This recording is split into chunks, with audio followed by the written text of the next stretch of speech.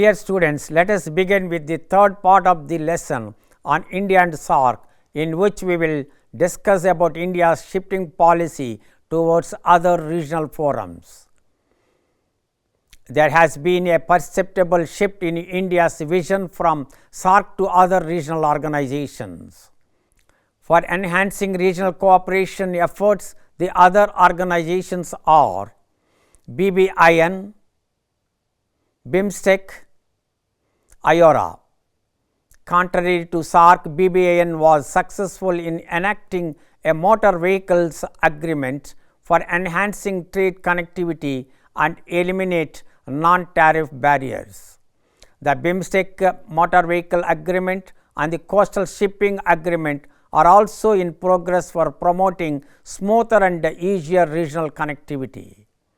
Further, the trilateral highway and the Kaladan multimodal transport connectivity projects are being implemented in full swing and shall be operational in the near future.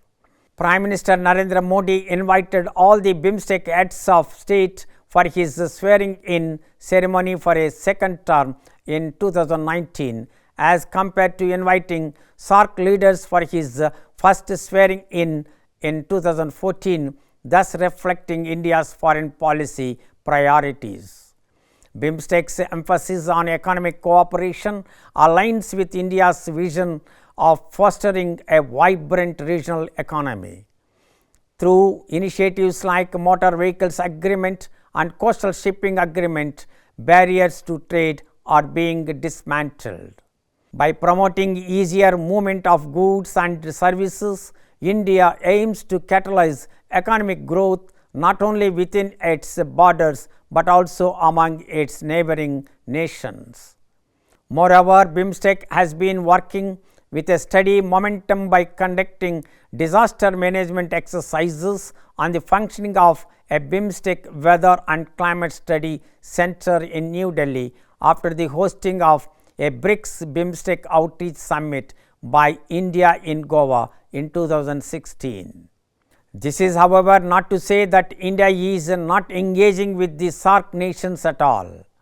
In fact, post-COVID engagement with SAARC has multiplied.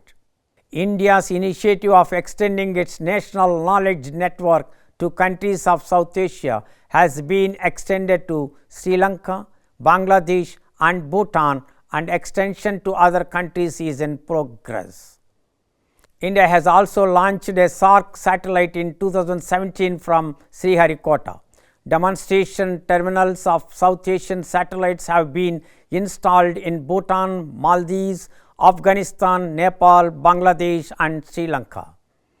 India is also bearing the entire capital cost of creating the permanent campus of the South Asian University in New Delhi.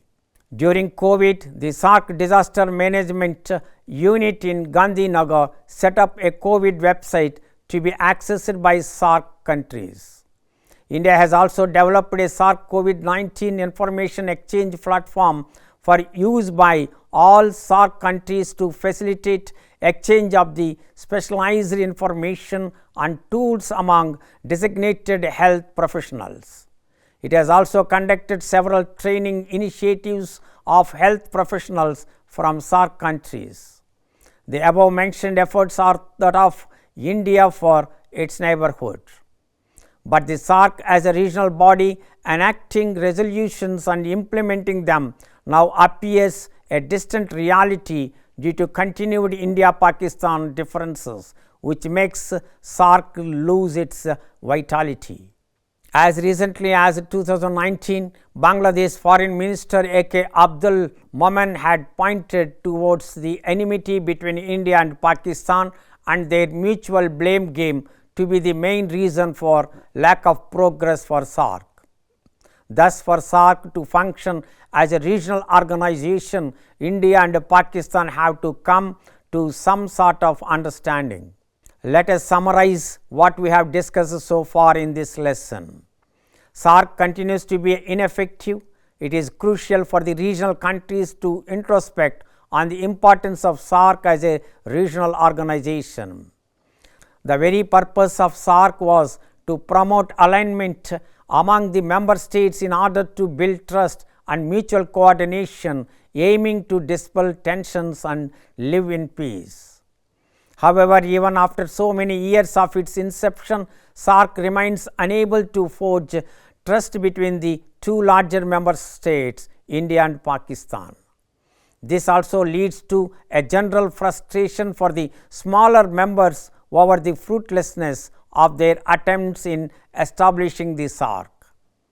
India has pointed out that as long as Pakistan continues to support and harbor terrorists to attack India in order to snatch Kashmir, discussions and deliberations shall remain futile at achieving oneness and uniformity in the region. Pakistan needs to realize that its state-sponsored terrorism is hindering its own national progress in the first place, something that its civil society and civilian government is unable to stand up to. Pakistan needs to realize that terrorism bleeds itself more than it bleeds its neighbor India. Finally, geopolitical compulsions would make it inevitable for India-Pakistan to coexist. Therefore, trust and confidence building would be key to forming a working relationship beneficial for both nations and the region as a whole. Only with SAARC's progress will South Asia prosper. Though India was reluctant to join the SAARC initially, it has played and continues to play a significant role in bringing its neighbors together. 75% of regional trade are contributed by India. It was reported by ADB that if infrastructure and trade facilities improved, trade would be increased from 5 to 24%. This can be possible with India's active involvement. Though the SAARC Charter does not permit bilateral issues to be discussed at the regional level, bilateral relations between India and its neighboring countries will play a major role in bringing stability, peace and security in South Asia. Active involvement, mutual respect and cooperation among SAARC nations, with India playing a key role, are essential for fostering stability, peace and security in South Asia. By addressing economic, cultural, security, environmental, healthcare, tourism, conflict resolution and human rights aspects, the region can move towards a more integrated, prosperous and harmonious future.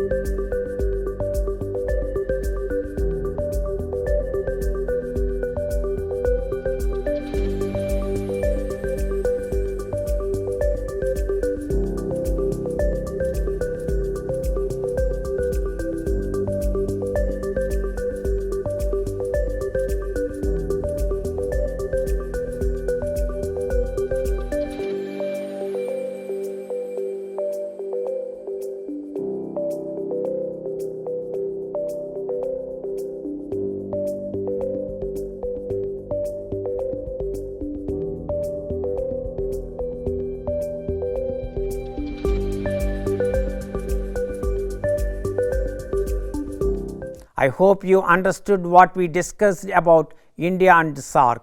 We have concluded our lesson. Thank you.